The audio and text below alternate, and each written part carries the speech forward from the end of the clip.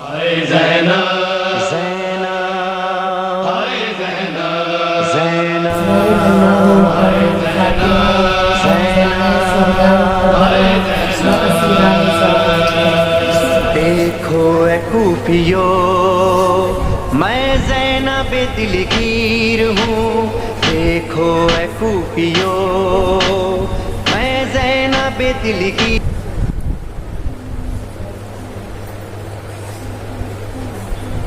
خاندان زہرا پر بلند تر صلوات۔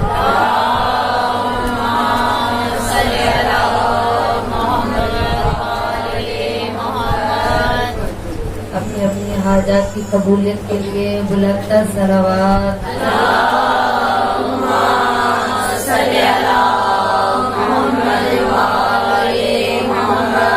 ماشاءاللہ کافی خواتین تشریف فرما ہے۔ صلوات کا پڑھنا عظیم عبادت ہے۔ اپنی زبانوں کو صلوات کے درود سے معطر کرتے ہوئے بلند تر صلوات۔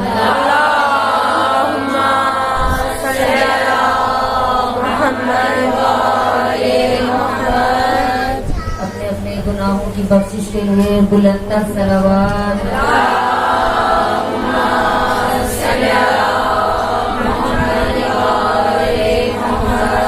اس پاک محفل میں مخدوم عالم طاہرہ صدیقہ راضیہ مرضیہ بی بی کی آمد کے لیے بلند تر صلوات۔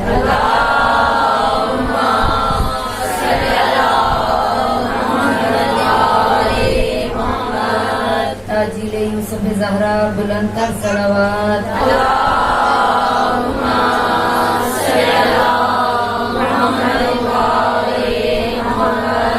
سب مل کر دعائے امام زمانہ۔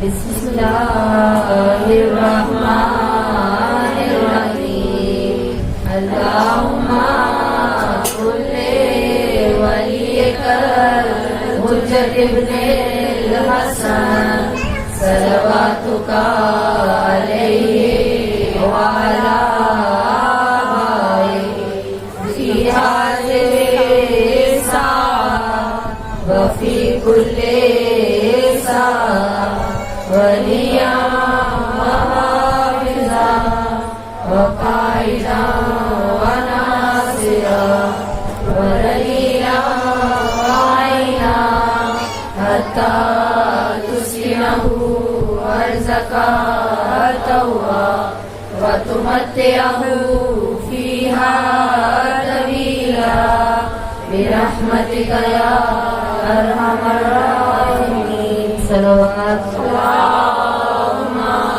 صلی علی محمد وعلی محمد۔ اعوذ باللہ من الشیطان الرجیم، بسم اللہ الرحمن الرحیم۔ افوض امری الی اللہ ان اللہ بصیر بالعباد فسيكفيكهم الله وهو السميع العليم۔ صلوات۔ اللهم صل على محمد وآل محمد۔ يا مقلب القلوب والأبصار يا مدبر الليل والنهار يا محول الحول والأحوال حول حالنا إلى أحسن الحال۔ صلوات۔ اللهم صل على محمد وآل محمد۔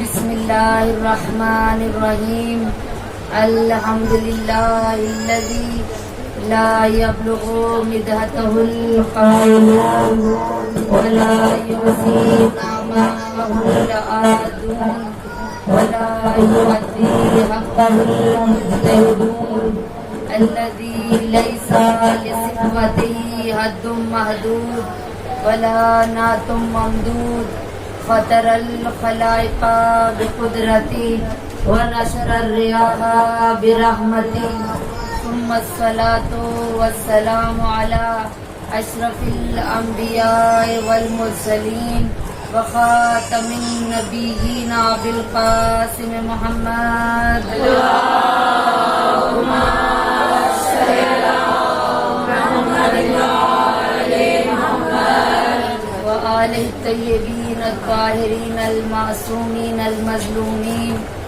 سیما بقیت اللہ فی الارضین صاحب العصر والزمان وخلیفۃ الرحمن امام الانس والجان اللہم عجل ولیک الفرج صلوات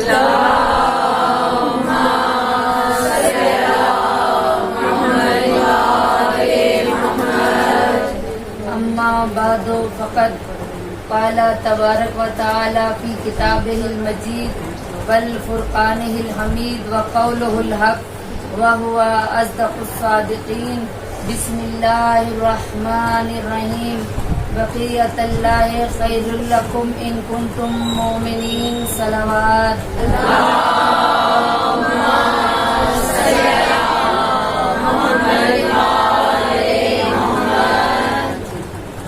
السلام علیک یا ابا عبداللہ الحسین وعلی الارواح التي حلت بفنائک علیکم منی جمیعا سلام اللہ ابدا ما بقیت وبقی اللیل والنہار ولا جعلہ اللہ آخر العہد منی لزیارتکم. سب اپنے دائیں ہاتھ اپنے سینوں پر رکھیں اور مظلوم کربلا کی خدمت میں اپنا سلام پیش کریں مل کر کہ ہمارے امام ہمارے سلام کو سنیں.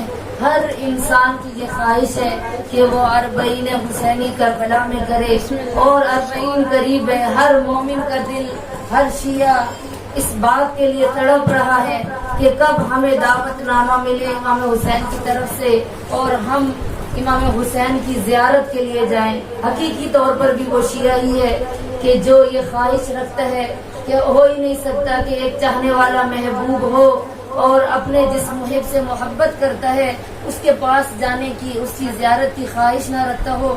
وہ شیعہ یا وہ حسین کا چاہنے والا نہیں ہو سکتا. آج کا سلام یقیناً 40 تک ہم نے جتنے سلام پیش کرنے ہیں اس نیت سے سلام کرنے ہیں کہ مولا آپ ہمیں دعوت دیں. یہی سلام ہم آ کر حرم امام حسین علیہ السلام میں پڑھیں, بین الحرمین میں پڑھیں, ہاتھوں کو اپنے سینوں پر لے کر آئے اور عقیدت و محبت احترام سے پکارے اس امام کو, تو یقیناً وہ اپنے چاہنے والوں کی پکار کو سنتا ہے. سب مل کر میرے ساتھ اس سلام کو زمزمہ کریں کیونکہ جانتی ہیں آپ کے سلام کرنا مستحب ہے اور سلام کا جواب دینا واجب ہے. اور جتنی عقیدت محبت سے ہم امام مظلوم کربلا کو سلام پیش کریں گے وہ ہمارے سلام کا یقیناً جواب دیں گے. جتنے ہم گناہوں سے دور ہوں گے اتنا ہم امام کا سلام بھی سنیں گے. سب مل کر بلند آواز سے السلام علی الحسین وعلی علی ابن الحسین وعلی اولاد الحسین وعلی اصحاب الحسین السلام علی الحسین وعلی علی ابن الحسین وعلی اولاد الحسین وعلی اصحاب الحسین السلام علی الحسین وعلی علی ابن الحسین وعلی اولاد الحسین وعلی اصحاب الحسین صلوات اللہم صلی علی محمد وعلی محمد. ہمیشہ کی طرح سب سے پہلے تمام تر تعریفیں تمام حمد و ثنا اس خالق لم یزل کے لیے کہ وہ عظیم پروردگار جو اپنے بندوں سے بہت زیادہ محبت کرنے والا ہے کہ ہم اس پروردگار کی جتنی بھی نعمات کا شکر ادا کریں وہ کم ہے کہ وہ اپنے بندوں کو آزماتا ہے, آزمائش دیتا ہے, ابتلا دیتا ہے, مصیبتیں دیتا ہے کہ یہ میرا بندہ کتنا میرے قریب آ سکتا ہے. دیکھنا چاہتا ہے کہ یہ میرا بندہ کتنا مجھ سے محبت کرتا ہے کہ جب میں اپنے بندے سے 70 ماہوں سے زیادہ محبت کرتا ہوں تو میرا یہ بندہ آیا جب میں اس کو آزمائش میں مبتلا کرتا ہوں, اس کو پریشانی میں مبتلا کرتا ہوں, کسی بیماری میں مبتلا کرتا ہوں تو یہ میرا بندہ کتنا میرے قریب آتا ہے. تو عزیزان گرامی, یہ دنیا کی मुसीबतें, आज़ाइश, ये परेशानियाँ, ये इब्तला मोमिन के लिए है। क्योंकि खुदा कुरान में कह रहा है वला यब्लुवन्नकुम बिशैइम मिनल खौफ, कि ए इंसान मैं तुझे आजमाऊंगा। लाम ताकीद है यहाँ पर, कि जो अरब की जाने वाली है, अरब का एक कायदा है, कानून है कि जिस चीज की ताकीद की जाए वहाँ पर कुछ लफ्जों का इजाफा किया जाता है। यहाँ पर लामे ताकीद आई है कि यहाँ पर अल्लाह ताकीद कर रहा है कि ए मेरे बंदो मैं तुम्हें आजमाऊंगा। किस चीज के जरिए से अल्लाह कह रहा है मैं आजमाऊंगा?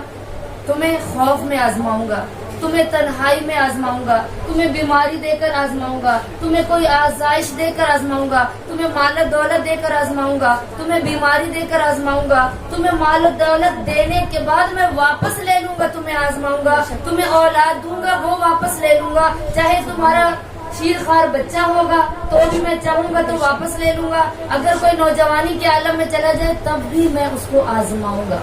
क्यों? ताकि पता चले कि तुम में से कितने लोग मोमिन हैं। जो हम सूरह बकरा में क्या पढ़ते हैं कि योमिनून बिल गैब, कि मोमिन क्या होते हैं? जो गैब पर ईमान रखते हैं। अब अल्लाह ने तो ये कहा कि मैं बंदे को आजमाऊंगा। अब जब हम पर इब्तला आती है, जब हम पर मुश्किल आती है तो हम कितना परवरदिगार को पुकारते हैं, कितने मोमिन बन जाते हैं, कितने हकीकी शिया बन जाते हैं, कितने हकीकी आजादार बन जाते हैं। अज़ीज़ान गिरामी, क्यों आज हमारी मुश्किलात क्यों है?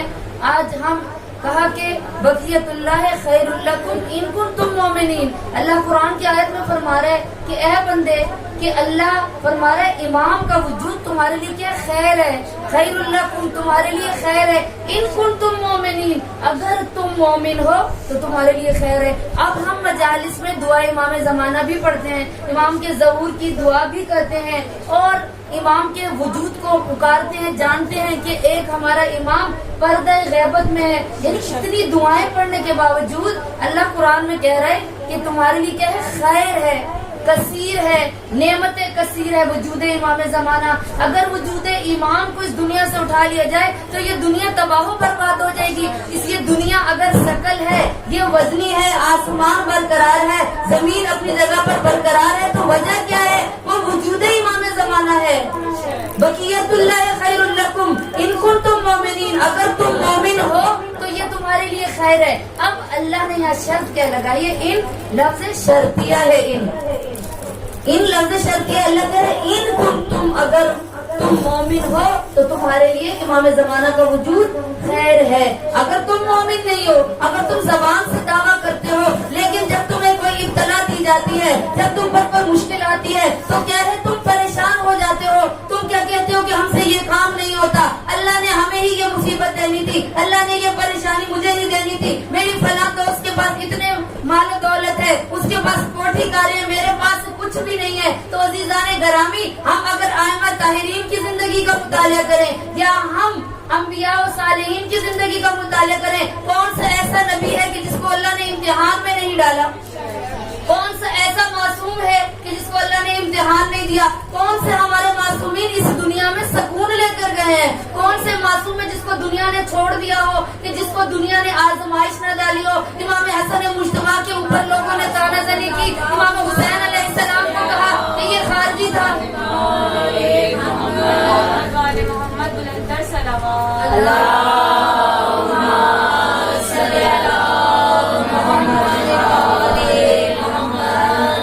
इमाम हुसैन अलैहिस्सलाम से कहा कि एक हुकूमत के लिए, इक़्तिदार के लिए जंग करने के लिए इमाम निकले। इमाम को क्या जरूरत है हुसैन इब्न अली को अपनी बहनों के साथ आज उठाए, लोगों के इश्कालात उठाए। देखिए लोग अपनी किताबों में हुसैन इब्न अली के बारे में ये लोग जुमले लिख रहे हैं। हुसैन इब्न अली को क्या जरूरत थी जंग करने की? क्या जरूरत थी बहनों को लेके करबला लाने की? जिस तरह इमाम हसन मुश्तबा ने सुलह कर ली तो क्यों आपने सुलह नहीं की? जब बाप माविया से हसन मुश्तबा ने सुलह कर ली थी तो हुसैन इब्न अली उसके बेटे यजीद से सुलह कर लेते, ना करते, जंग ना जाते, ना उनकी बहनें जाती। आज लोग ये इश्काल कर रहे हैं, कोई जवाब है हमारे पास? हमारे पास कोई जवाब है कि हम अपने दूसरे लोगों को उनके इस इश्कालात को रद्द करें? अज़ीज़ान गिरामी, क्यों इल्म का फुकदान? इल्म की कमी है। आज हमारी मजालिस के अंदर इन चीजों का जिक्र नहीं किया जाता।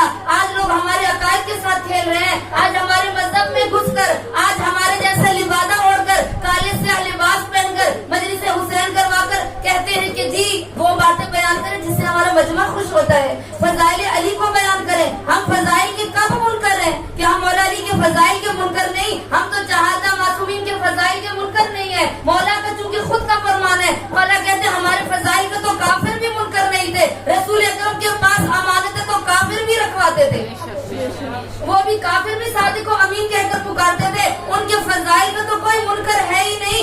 अब उनके किरदार को हमने बयान करना है। आज हमारा मजहब खतरे में है, आज इस्लाम खतरे में है। आज दुनिया को खतरा क्यों है तशय्यो से? आज क्यों बमबारी की जा रही है तशय्यो पर? आज क्यों शियों को खत्म किया जा रहा है? आज क्यों मजालिस हुसैन पर पाबंदी? आज क्यों जलूस अज़ा पर पाबंदी? आज क्यों फर्श अज़ा पर पाबंदी? कभी सोचा क्यों दूसरे मज़ाहिब के लोग जितना भी कुछ करें उन पर पाबंदी नहीं, क्यों हम पर? क्योंकि जानते हैं कि इनका वारिस पर्दे गैबत में मौजूद है। वो जानते हैं ये कौम लावारिस नहीं है, इनका एक इमाम है पर्दे गैबत में, और वो पर्दे की ओट में छुप कर भी, जैसे सूरज की ओट में छुप कर, सूरज बादलों की ओट में छुप कर भी रोशनी पहुंचा रहा है। आज बारिश हुई, रोशनी थी या नहीं थी? रोशनी क्यों थी? क्योंकि सूरज का काम है नूर पहुंचाना। अल्लाह ने सूरज को खल्क क्यों किया? कि वो नूर पहुंचाए।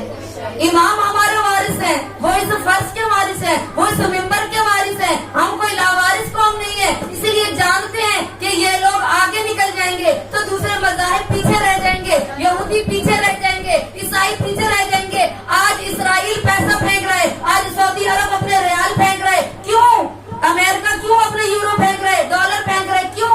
ताकि शियत को तबाह किया जाए, इनको उन्मा से दूर किया जाए, इनके मिंबर पर उन लोगों को लाया जाए कि जो इनको वाह वाह देकर, जो इनको दिखा दे कि जन्नत नजदीक दिखा दी है, और जिनको ये दिखा दिए जहन्नुम इनसे दूर है। ये अली अली करेंगे, नमाज पढ़े ना पढ़े कोई मसला नहीं है। अली इब्न अबी तालिब ले जाएंगे इनको जन्नत में। अजीजाने गरामी याद रखिएगा, इमाम ने फरमाया मैं इमाम अल मुत्तकीन हूँ, मैं मुत्तकियों का इमाम हूँ, मैं हर बंदे अरे गहरे का इमाम नहीं हूँ। कितने लोग इमाम की जिंदगी में आए, मौला ने रद्द कर दिया, कहा तू मेरा शिया नहीं है। खुतबा हम्माम नहजुल बलागा में खोले, कहा जाओ हम्माम, अगर तू मोमिन होने का दावा करते तेरे अंदर सिफात है, मोमिन नहीं है। मोमिन की तो सिफात ये होती है, शिया की तो सिफात ये होती है। तो अज़ीज़ाने गिरामी, मोमिन बनने के लिए हमें ढूंढना होगा कि हम ईमान बिलगैब रखते हैं या नहीं, क्या गैब पर हमारा ईमान है या नहीं।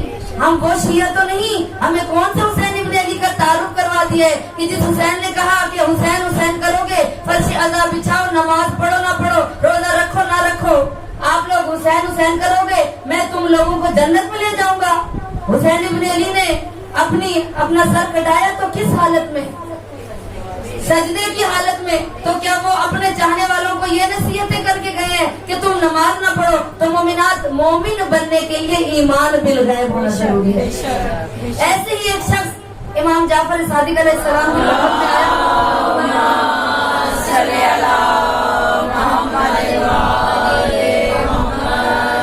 कहा मौला आपके जद अमजद ने भी कयाम किया, हुसैन इब्न अली ने भी कयाम किया, आप इतने दुश्मन हैं, आज इतने तशय्यो के दुश्मन हैं, तो मासूम आप क्यों कयाम नहीं करते? मौला ने फरमाया कि मेरे पास 72 लोग भी नहीं है, 72 लोग भी नहीं है कि जो मैं कयाम करूं, मैं तलवार उठाऊं। हाँ मौला, क्या करबला में 72 थे तो क्या आपके पास 72 नहीं? कहा 22 भी मेरे पास नहीं है। छठे इमाम फरमाते 22 लोग भी मेरे साथ नहीं है। कहा मौला, मैं जिस बस्ती से आपके पास सलाम करने के लिए आई हूँ, मेरी पूरी बस्ती मोमिन बनती है, मेरी पूरी बस्ती शिया है। तो मौला ने फरमाया वो सिर्फ नाम के शिया है, जब उनके ऊपर कोई इत्तला आ जाएगी तो वो सब मैदान को छोड़ के चले जाएंगे। अभी वो शख्स ये बातें कर रहा था, इमाम फरमाते हैं कि ये तंदूर जल रहा है, अगर तू कहते हैं कि मैं तेरा साथ दूंगा, इमाम आप कयाम क्यों नहीं करते हैं, आप तलवार क्यों नहीं उठाते? इमाम फरमाते हैं ये तंदूर जल रहा है, जरा इसमें आग रोशन है, जाओ इसमें कूद पड़ो। खामोश हो गया, चेहरे पर जर्दी आ गई, मलाल आ गया, परेशान होकर कहा मौला हम तो आपके चाहने वाले हैं, आप कैसे मासूम हैं, आप कैसे इमाम हैं, अपने चाहने वाले से कहते हैं कि तंदूर में छलांग लगा दो, हम तो आपके चाहने वाले हैं, आप अपने चाहने वालों को दूर कर रहे हैं। इमाम ने फरमाया ہمارے چاہنے والا کیل و کال نہیں کرتا، چوں چرا نہیں کرتا، وہ جو معصوم کہہ دیتے ہیں وہ اس پر عمل کرتا ہے۔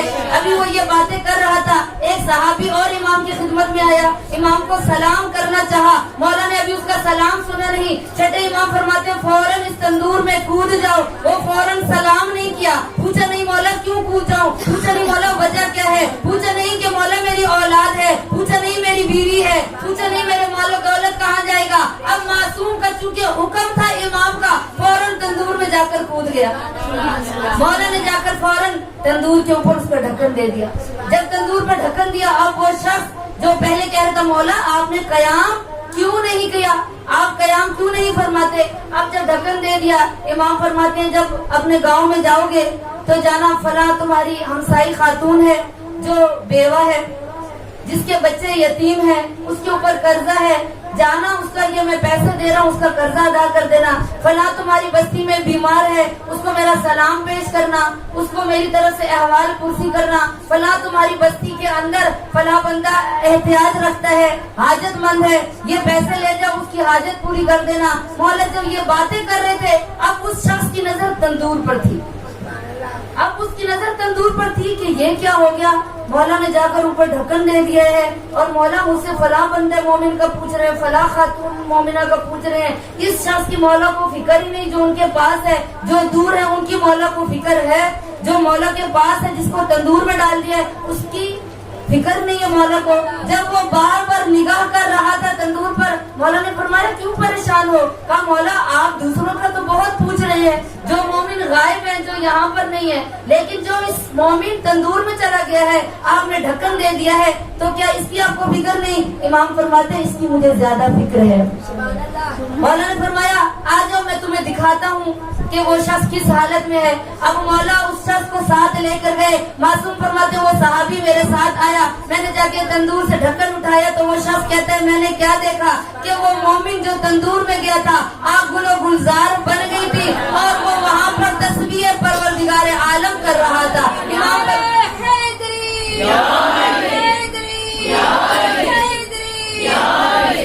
محمد والے محمد صلوات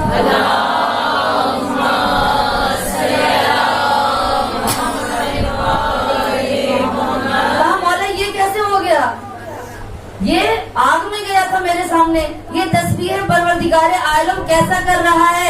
آگ تو گل و گلزار ہوئی تھی جناب ابراہیم کے لیے، وہ تو اللہ کے نبی تھے ان کے لیے ہو گئی، اس کے لیے کیسے آگ گل و گلزار ہو گئی؟ امام نے فرمایا ابراہیم جانتے ہو کون تھا؟ کہا ابراہیم لأنہ شیعتی، کہا ابراہیم بھی ہمارا شیعہ تھا، ابراہیم بھی ہم اماموں کے اوپر ماننے والا تھا، ہمیں جانتا تھا کہ ہم امام وجود کریں گے، ہم قیام کرنے والے امام ہیں، وہ ہمارے بارے میں جانتا تھا۔ تو اس لیے اب وہ شخص باہر آیا، امام نے فرمایا اگر ایسے 22 بھی لوگ مجھے مل جائیں تو میں تلوار اٹھا لوں گا۔ یعنی ایسے لوگوں کی عزیزان گرامی کمی تھی، اس دور میں بھی کمی تھی۔ لیکن امام نے بتایا کہ ہمارا شیعہ کون سا ہوتا ہے کہ جو ہمارے حکم کے اوپر رضا ہو جاتا ہے، جو چوں چرا نہیں کرتا، جو آگے سے دلیلیں پیش نہیں کرتا، وہ جانتے ہیں کہ یہ امام ہے، اور امام اس بات کو جانتے ہیں کہ ہمارے شیعہ مجھ سے کتنی محبت کرتے ہیں۔ صلوات پڑھیں۔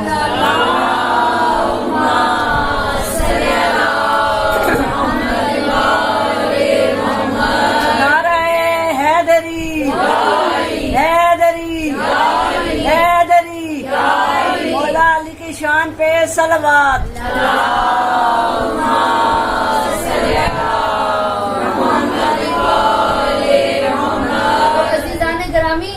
اب دیکھیے کہ مومن ہوتا ہے تو وہ کیسا ہوتا ہے۔ اب ہر چیز کی کوئی نہ کوئی فر ہے، کوئی نہ کوئی رکن ہے۔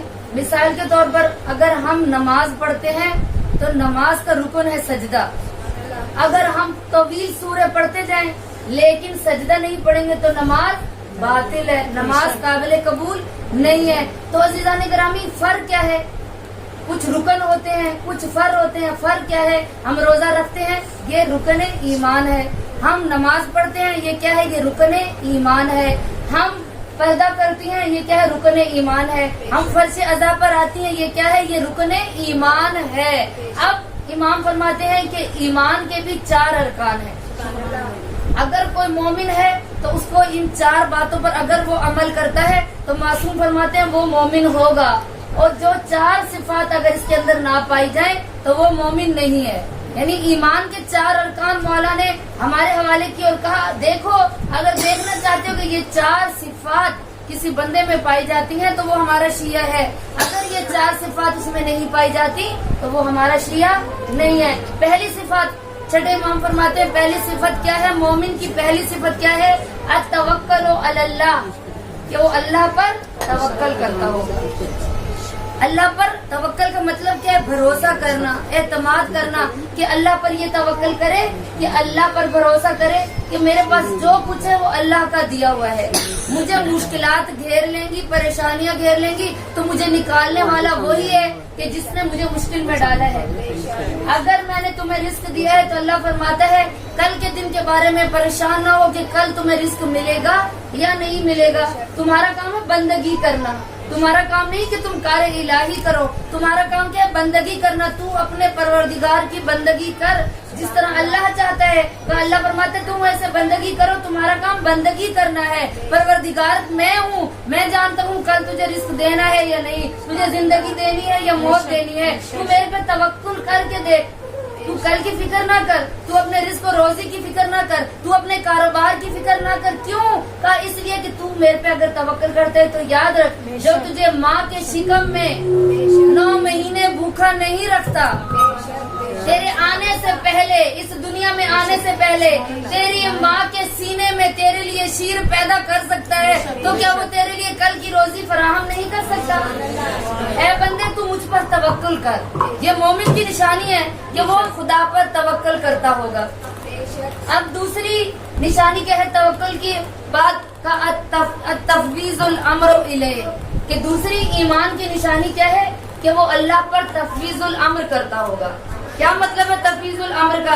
اس کا مطلب یہ ہے کہ جو کچھ بھی ہے وہ اللہ کے حوالے کرتا ہے، اپنے وجود کو پروردگار کے عمل کے لیے راضی کر دے، یقین کرے کہ جو مجھے اللہ نے حکم دیا ہے میں نے اس پر عمل کرنا ہے، مشکلات اگر مجھے گھیر لیں گی تو یہ پروردگار کی طرف سے ہے۔ تفویض الامر کیا ہے؟ یعنی جو اللہ چاہتا ہے اس کو کرو، جو اللہ نے تمہیں کام نہیں دیا اس کی فکر نہیں کرو۔ تو عزیزان گرامی دیکھیں کہ ہم تفویض الامر ہیں، ہم اس پر ایمان کا یہ درجہ ہمارے اندر ہے۔ ہمیں آج سالن ہم نے بنایا گھر میں تو دوسرے دن کی پہلے فکر پڑتی ہے کہ رات کو کیا بنائیں گے، دن کا کھانا ہضم نہیں ہوا، ابھی دسترخوان میں بیٹھے ہیں، رات کی پہلے فکر ہے۔ وہ اللہ کہ جس نے تمہیں دن کو عطا کیا ہے کیا وہ رات کو عطا نہیں کر سکتا؟ کیا وہ رات کو عطا نہیں کر سکتا؟ اللہ کرے تفویض الامر الیہ، یعنی اے ایمان والوں میں جو چاہتا ہوں اس کے اوپر پیروکار ہو جاؤ، اس کی پیروی کرو، اپنے عقیدے کو مضبوط کر لو، پریشان نہ ہو کل کے بارے میں۔ کل کے بارے میں کیا؟ آج بندہ اپنی اولاد کیا 4 نسلوں کو پالنے کے بارے میں سوچ رہا ہے۔ آج انسان کہہ رہے جتنی سیونگ کر لو، جتنا بینک بیلنس اکٹھا کر لو وہی تمہارے کام آئے گا۔ عزیزان گرامی ایک سانس چلنے کی گارنٹی ہم بندوں کے پاس نہیں ہے، لیکن سوچیں فیوچر کے بارے میں کس کی کرتے ہیں؟ پوری سال کی پلاننگ کرتے ہیں، پوری زندگی کی ہم پلاننگ کرتے ہیں۔ اے بندے میں اپنے آپ کو پہلے مخاطب کر کے پھر آپ لوگوں سے کہوں گی عزیزان گرامی ہمیں اپنی ایک سانس کے لمحے کا نہیں پتا کہ اگلے لمحے ہمیں زندگی ملے گی یا نہیں، لیکن ہم اپنے فیوچر کی پلاننگ کتنی بڑی بڑی کرتے ہیں۔ اولاد تو دور، 4 نسلوں کے پالنے کے بارے میں، ان کے مستقبل کے بارے میں سوچتے ہیں۔ تو اللہ فرماتا ہے اے بندے رزق میں دے رہا ہوں، روزی میں دینے والا ہوں، تو اے بندے جو اللہ نے تجھے عطا کیا ہے تو اس پر راضی ہو جا، تو میرے امر پر راضی ہو جا۔ دیکھ میں تیرے کل کا بھی انتظام کروں گا، میں تیری مشکلات کو بھی دور کروں گا۔ جب تجھے مشکلات گھیریں تو سمجھ جا کہ یہ اللہ کی طرف سے میرا امتحان ہے، یہ سمجھ جا کہ تیرے کو اللہ نے اس دنیا میں بھیجا ہے، تو اللہ کا قریبی بندہ بننا چاہتا ہے۔ تکبیر، نعرے تکبیر، نعرے رسالت، نعرے رسالت، دونوں ہاتھ بند کر کے اچھا رہا ہے حیدری، حیدری، حیدری، حیدری، علی محمد بلند تر صلوات۔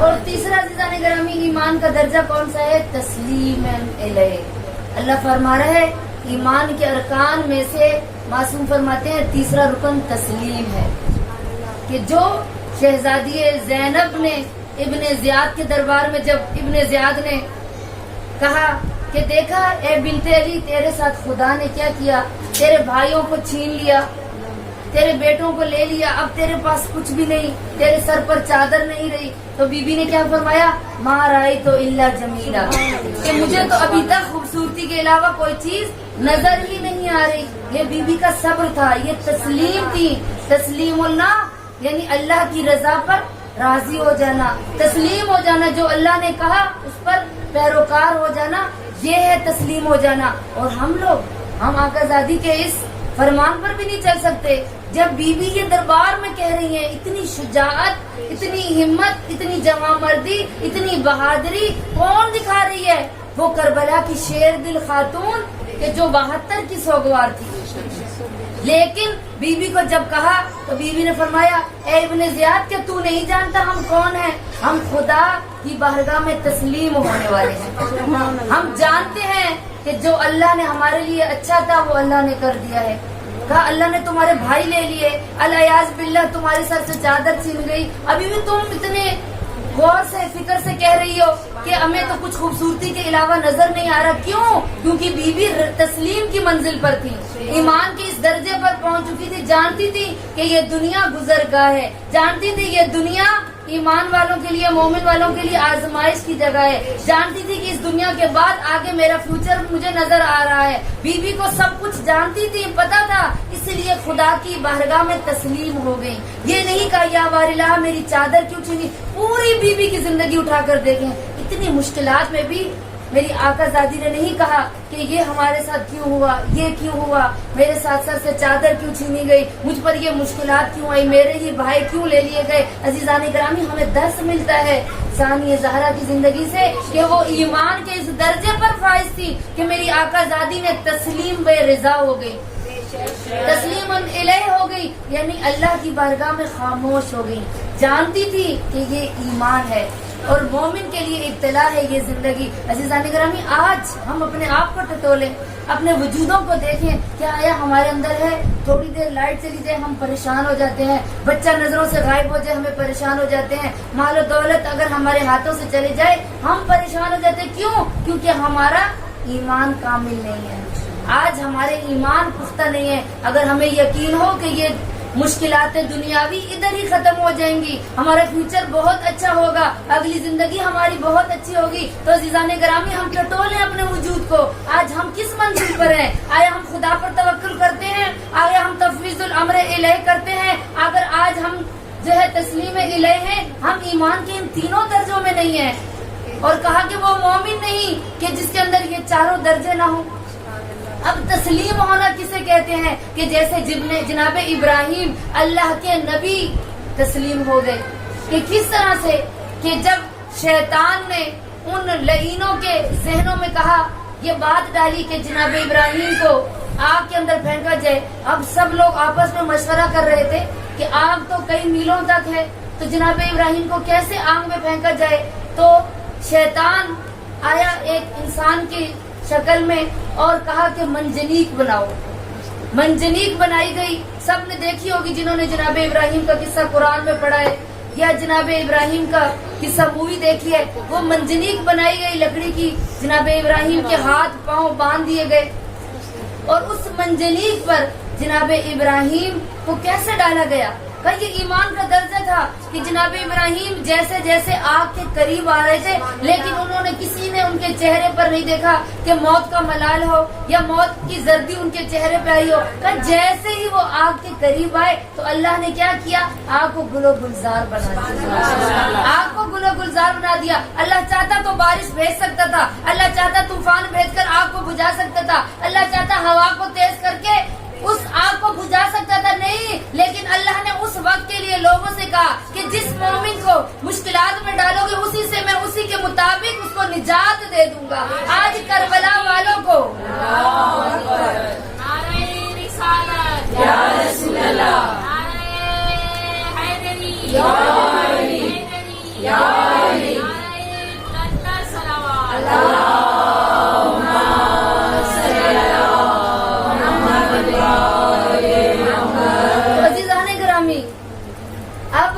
کربلا میں کیا کیا؟ یہ چال تھی، تاریخ اٹھا کر دیکھیں، یہ چال تھی اس وقت کے یزید کی کہ امام حسین علیہ السلام کو کربلا بلایا.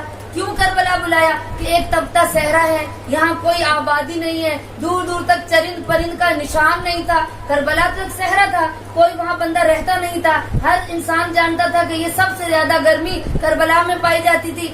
اب اس وقت کے یزید کی یہ چال تھی کہ ہم امام کو یہاں بلا کر نعوذ باللہ ہم کیا کریں گے؟ امام کو قتل کر دیں گے، امام کا وجود ختم ہو جائے گا، ہماری حکومت رہے گی، بادشاہی ہماری رہے گی. اب کربلا میں امام کو بلایا، لیکن جانتے نہیں تھے کہ اللہ اسی انسان کو، اس مومن کو ادھر سے جب بچاتا ہے تو نجات بھی خود پیدا کر دیتا ہے. اللہ نے نجات کا. اب امام حسین کو یزید نے وہاں بلایا اور کہا کہ میں امام کو یہاں ختم کر دوں گا، یہاں نہ کسی نے آنا ہے، نہ کسی کو پتہ چلے گا. کیوں؟ ہم نے تو کرائے کے قاتل لیے ہوئے تھے.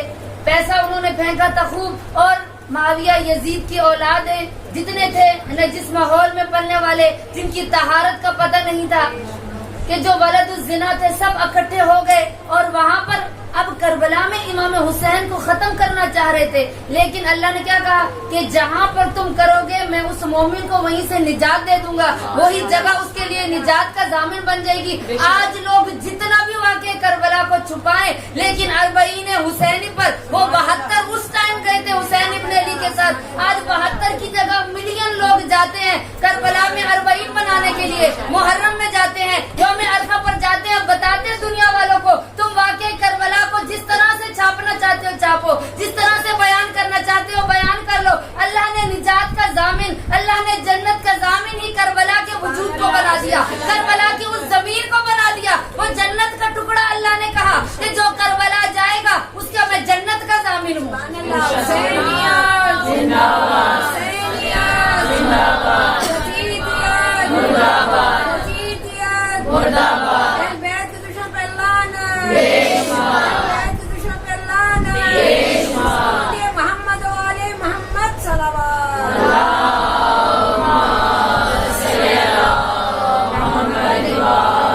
تو عزیزان گرامی، اس وقت 72 کربلا گئے تھے.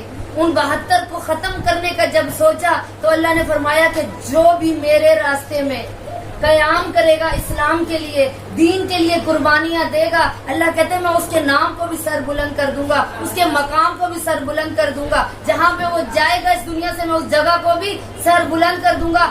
آج کربلا کیا ہے؟ ایک چھوٹا سا ٹکڑا ہے، ایک چھوٹا سا ٹکڑا ہے، لیکن اللہ نے کیا کہا کہ یہ جنت کے ٹکڑوں میں سے ایک جنت کا ٹکڑا ہے. معصوم فرماتے ہیں کہ جو کربلا چلا گیا گویا وہ کیا ہو جائے گا؟ وہ تمام گناہوں سے پاک ہو جائے گا. معصوم فرماتے ہیں کہ جس کو کربلا چلا گیا اس کو حسین ابن علی نے دعوت کی تو وہی جا سکتا ہے. تو عزیزان گرامی، یہ سب کیا ہے کہ یہ تسلیم کی منزل ہے، یہ ایمان کا درجہ ہے کہ جو تسلیم ہو جاتا ہے خدا کی بارگاہ میں، یعنی جو اللہ نے حکم دے دیا اس کے مطابق اپنی زندگی کو ڈھال لیتا ہے، اپنی اولاد کی تربیت ایسے کرتا ہے جیسے پروردگار چاہتا ہے. وہ پردہ اس لیے کرتی ہے کیونکہ اللہ کا حکم ہے. پھر وہ خاتون یا مومنہ میں اور آپ یہ نہیں کہیں گے کہ ہمیں گرمی لگتی ہے، پھر ہم یہ نہیں کہیں گے کہ یہ نامحرم نہیں، یہ تو میرے ماموں کا بیٹا ہے، پھر ہم یہ نہیں کہیں گے کہ یہ میرا کزن ہے، یہ تو میرے شوہر کا بھائی، میرا دیور ہے، میرا بھائی ہے. پھر وہ کچھ یہ نہیں دیکھتا، وہ دیکھتا یہ ہے وہ بندہ کہ اللہ نے کیا حکم دیا. یہ منزل کون سی ہے؟ تسلیم کی منزل ہے. ایمان کا تیسرا درجہ ہے تسلیم، اور چوتھا درجہ کیا ہے ایمان کا؟ اب ہم نے اس کے بعد نتیجہ بھی دینا ہے. میں نے اس منزل کے اندر نتیجہ دینا ہے کہ ہم کس منزل پر ہیں. اور اب چوتھا منزل کیا ہے؟ چوتھے درجہ ایمان کا کیا ہے؟ وہ ہے تقدیر خدا پر راضی رہنا. جو اللہ نے تقدیر انسان کے لیے لکھی ہے اس پر خاموش ہو جانا کہ اللہ نے میری قسمت میں شاید مال نہیں لکھا، اللہ نے شاید میری قسمت میں بیماری لکھی ہے، اللہ نے شاید میری قسمت میں اولاد نہیں لکھی، اللہ نے شاید میرے لیے رزق نہیں لکھا، شاید اللہ مجھے رزق دیتا تو کوئی کسی طریقے سے مجھے آزماتا. اب کتنے لوگ ہیں کہ جن کے پاس رزق ہے لیکن وہ خدا کی تقدیر پر راضی نہیں ہے. آج کوئی بندہ خمس اس لیے نہیں دیتا کہ میرا مال کم ہو جائے گا، زکوٰۃ کیوں نہیں دیتے کہ میرا مال کم ہو جائے گا، ہم صدقہ کیوں نہیں دیتے، 10 روپے ہیں وہی دے دیں گے تو ہم کہاں سے کھائیں گے؟ عزیزان گرامی، تقدیر کے اوپر راضی رہ جانا کہ اللہ نے مجھے بیماری دی ہے تو یقیناً کوئی مصلحت ہوگی، اللہ نے مجھے اولاد نہیں دی یقیناً کوئی مصلحت ہوگی، اللہ نے مجھ سے رزق واپس لے لیا تو بھی یقیناً خدا کی کوئی مصلحت ہوگی، اللہ نے میری شکل ایسی بنائی ہے تو بھی اس میں اللہ کی کوئی مصلحت ہوگی، اللہ نے اگر کسی انسان کو بیماری دی ہے تو بھی یہ انسان کی اپنی ہی ایک کوئی تقدیر ہے اللہ کی، اللہ جس طرح سے چاہے رکھ سکتا ہے، تو انسان کو اللہ نے کیا کہے قربانی دینی ہے، انسان نے خدا کی تقدیر پر راضی رہنا۔ تو ان چاروں کے اندر کہ اللہ فرمایا کہ معصوم فرماتے ہیں کہ ایمان کا پہلا درجہ کیا ہے؟ توکل کرنا، دوسرا درجہ کیا ہے؟ تفویض الامر، یعنی جو اللہ چاہتا ہے اس کے مطابق اپنی زندگی گزارنا، تیسری کیا ہے؟ تسلیم ہو جانا خدا کے آگے، چوتھا کیا؟ خدا کی تقدیر پر راضی رہنا کہ میری قسمت میں خدا نے یہ لکھا ہوگا، میری قسمت میں جو رزق لکھا ہے وہ مجھے مل کر رہے گا۔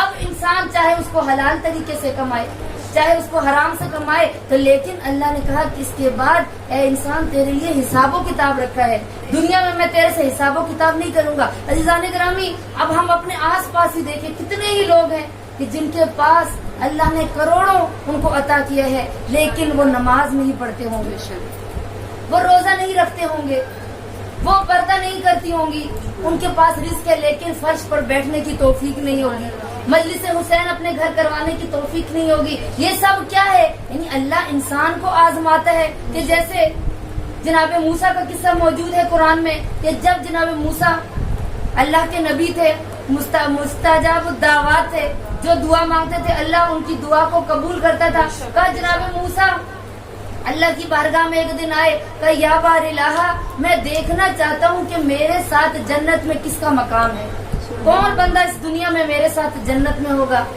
اللہ نے فرمایا ٹھیک ہے اے موسیٰ، میں تجھے بھیجتا ہوں اس انسان کے پاس کہ جو مقام جنت میں تیرے ساتھ ہوگا۔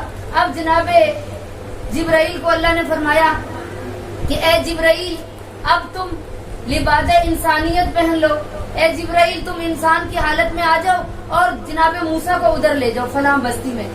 اب فلاں جو بستی کا نام بتایا، اب جناب موسیٰ جناب جبرائیل کے ساتھ آئے تو دیکھا ایک بستی میں کونے میں گھر ہے جس گھر سے بہت زیادہ بدبو پیدا ہو رہی ہے، سمجھ رہے تھے بہت کوئی عبادت گزار بندہ ہوگا، جو خدا کی تسبیح و تحلیل کرنے والا بندہ ہوگا، جو میرے ساتھ جو مقام ہوگا، میں تو اللہ کا نبی ہوں۔ جناب موسیٰ یہ سوچ کر جب آئے تو کیا دیکھا؟ اس گھر کی آخری بستی میں ایک کونے میں وہ خاتون رہتی ہے کہ جس کو اللہ نے جزام کا مرض دیا ہوا ہے، برس کی بیماری دی ہوئی ہے، اور وہ عورت پھر بھی کہہ رہی ہے شکرن یا ربی، شکرن یا ربی، الحمدللہ اس کی زبان پر جاری ہے۔ جناب موسیٰ اس خاتون کے قریب آئے، حیران ہوئے، کہا یا بار اللہ، میں تو سمجھ رہا تھا میں اللہ کا نبی ہوں، میرے ساتھ وہ خاتون وہ مومن جنت میں ہوگا کہ جو بہت خدا کی عبادت کرتا ہوگا، اس کے تو نے اس کو برس میں مبتلا کیا ہے، جزام میں مبتلا کیا ہوا ہے، اور پھر بھی یہ تیرا شکر کر رہی ہے۔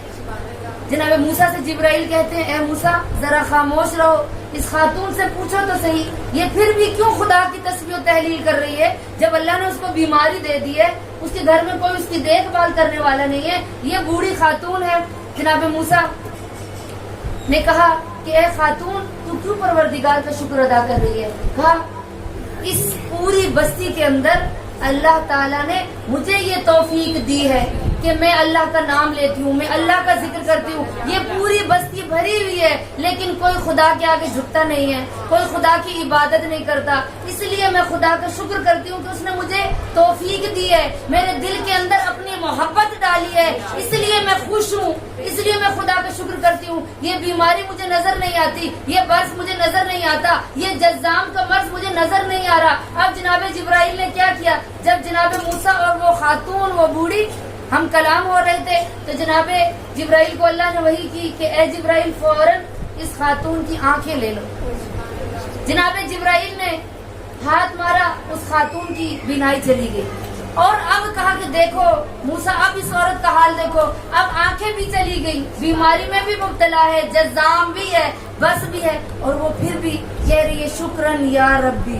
جناب موسیٰ حیران ہو گئے، کہا اب تجھے تو اللہ نے آنکھیں دے لی، اب تو دیکھ نہیں سکتی، اب تو اللہ کی نعمات کا مشاہدہ نہیں کر سکتی ہے، خدا کی اس کائنات کے نظام کو نہیں دیکھ سکتی ہے، اب بھی تو خدا کا شکر ادا کر رہی ہے؟ تو کہا کہ ہاں میں اب بھی خدا کا شکر ادا کر رہی ہوں، آنکھیں اگر اس نے مجھے دی ہیں تو جس نے مجھے دی ہیں اس نے واپس لے لی ہیں۔ جناب موسیٰ فرماتے ہیں یہ کیا بات ہوئی؟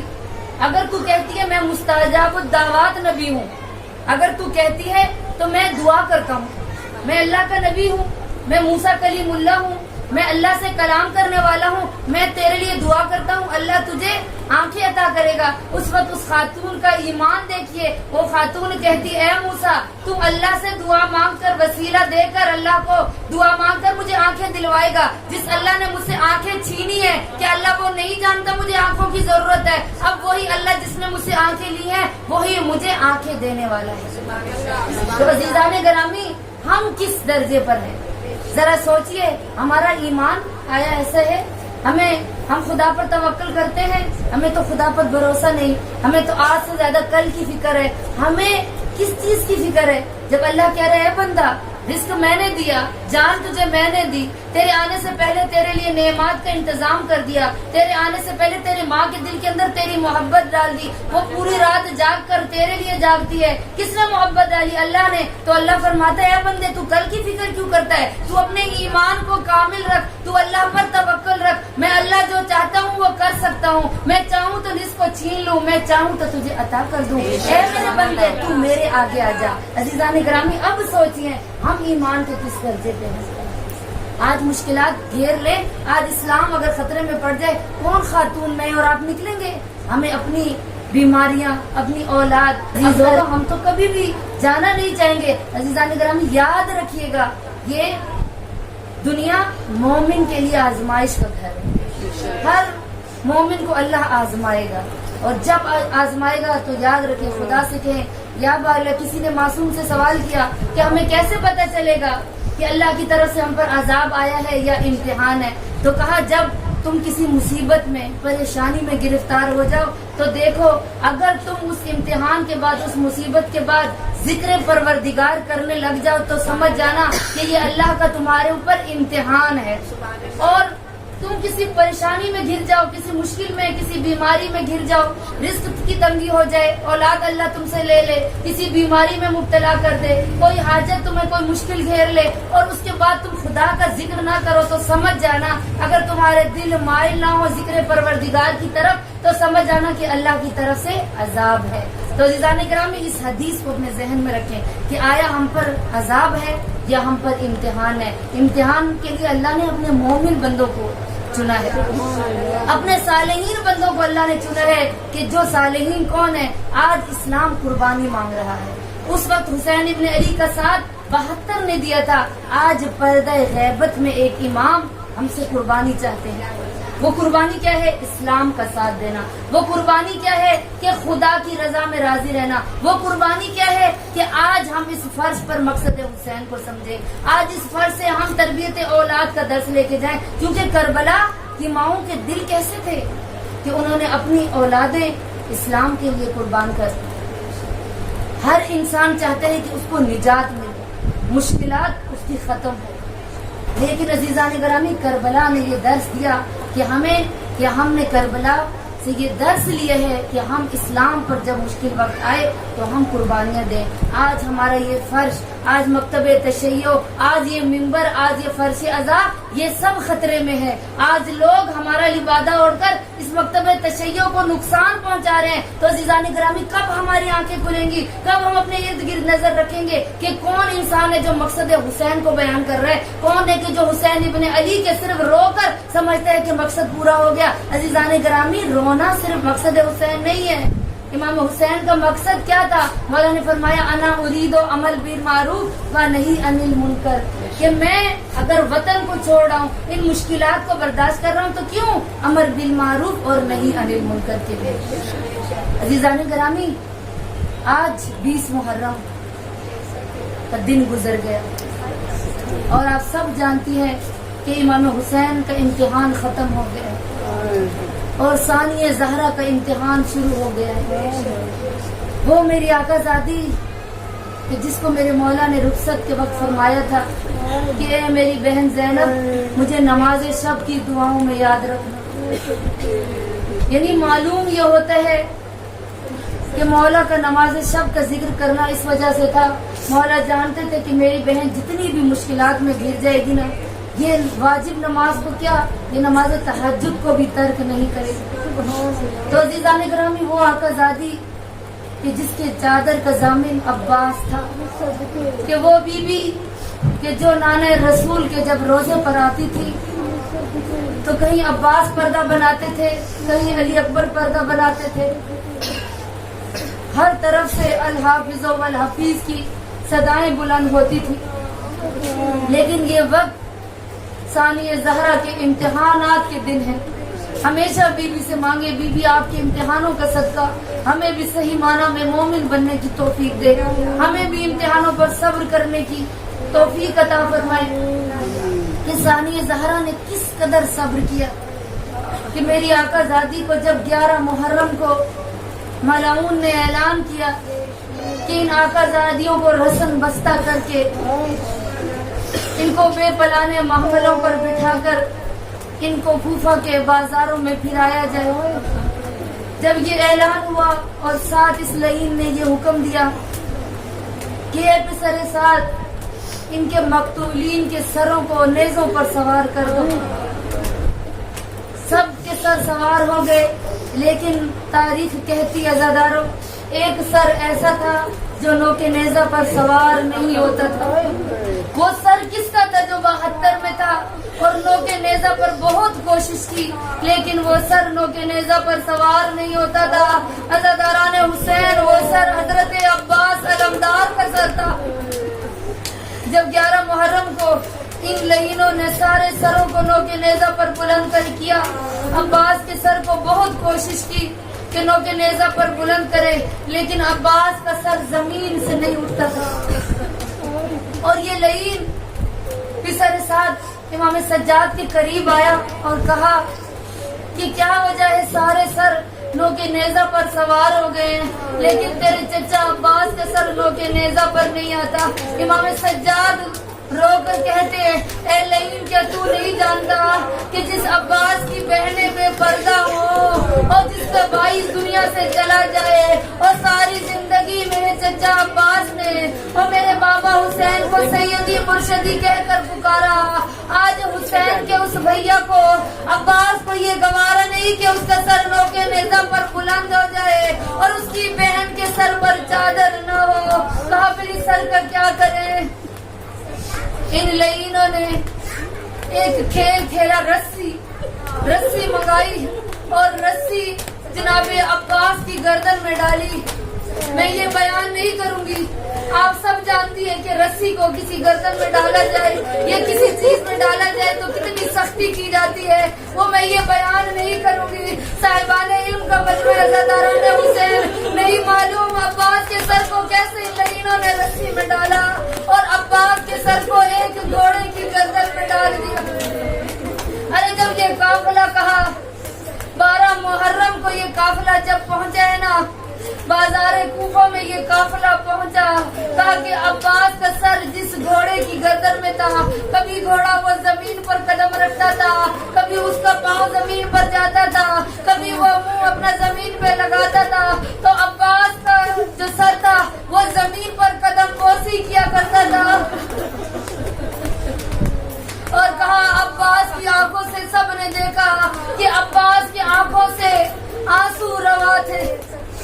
ارے زید بن ارقم صحابی نقل کرتا ہے، کہا کہ جب آل محمد کا اسیروں کا قافلہ جب بازار میں آیا اور تو پورے بازار کو اس طرح سے سجایا گیا تھا جس طرح ایک دلہن کو سجایا جاتا ہے. ایک صحابی کہتا ہے میں نے پوچھا کہ بتاؤ آج کیا کوفہ میں کوئی عید کا دن ہے؟ تو لعین کہتے تھے نہیں، عید کا دن نہیں ہے، لیکن علی کی اولاد نے خروج کیا ہے، ایک خارجی نے خروج کیا ہے، اس لیے ان کو قید کر کے کوفہ کے بازار میں لایا جا رہا ہے. ارے کوفہ کی تمام چھتوں کے اوپر عورتیں بیٹھی ہوئی تھی اپنے بچوں کو لے کر اور تمام مرد گلیوں میں تھے. کا بازار کوفہ کو دلہن کی طرح سجایا सजाया गया था कि हर तरफ से ढोल बजने की सदाएं, हर तरफ से तबल बजने की सदाएं आ रही थी। अरे ज़ैनब कहती है सैयद सज्जाद का जी बूबी अम्मा का हमें बाजार कूफा में क्यों दाखिल नहीं किया जाता? बूबी अम्मा भी बाजारों को सजाया जा रहा है। मेरी आका दादी कहती है मुझे तो वो अपनी बादशाही का वक्त याद आ गया है, और जब मेरे बाबा कूफा के बादशाह थे और मेरे बाबा इस कूफा के शहर में हुकूमत करते थे और कूफा की औरतों को मैं कुरान पढ़ाया करती थी। और खुदा न करे कि किसी गुलाम को, किसी कनीज को के सामने उसके बादशाह जो है फकीर बनकर आ जाए, असीर बनकर आ जाए मेरी आका दादी को। अरे वो वक्त याद आ गया। और जब पहली दफा कूफा आई थी ना तो मेरे मौला ने कहा था ए अब्बास ए हसन, अरे ज़ैनब के काफिले को कूफा से बाहर रोक दो, और जब रात हो जाए ना और तब काफिले को मदीना से जब कूफा आए और रात की तारीकी में कूफा में दाखिल करना। अरे मेरी आका दादी को वो बाबा का जमाना याद आ गया। अरे जब कूफा की बादशाह बनकर और कूफा की शहजादी बनकर आई थी तो रात के अंधेरे में अली इब्न अबी तालिब ने इंतजाम किया था। अल्लाह ताला ने हुसैन क्यों मौला ने कहा था ए हसन मेरी बेटियों को रात की तारीकी में लाना। मौला ने फरमाया था कि दिन में ना महरमों की नजर और ज़ैनब और कुलसूम के होंठों पर ना पड़े, इसलिए मौला नहीं चाहते थे। मेरी आका दादी को वो वक्त याद आ गया कि कभी किसी वक्त जब आई थी तो शहजादी बना के लाई थी। और मेरे मौला जब लेकर आए थे ना जनाब सानिया ज़हरा को कूफा, तो हर कूफा के मोड़ पर हर चौक पे कहते थे कि सानिया ज़हरा के हसन इसके गोंड की, इनके ऊंट की मुहार मेरे हाथ में दे दो। मौला ने हर चौक के ऊपर सानिया ज़हरा के ऊंट को रोका और कहा ज़ैनब ये कूफा का मेन मोड़ है, ये ज़ैनब ये कूफा का चौक है।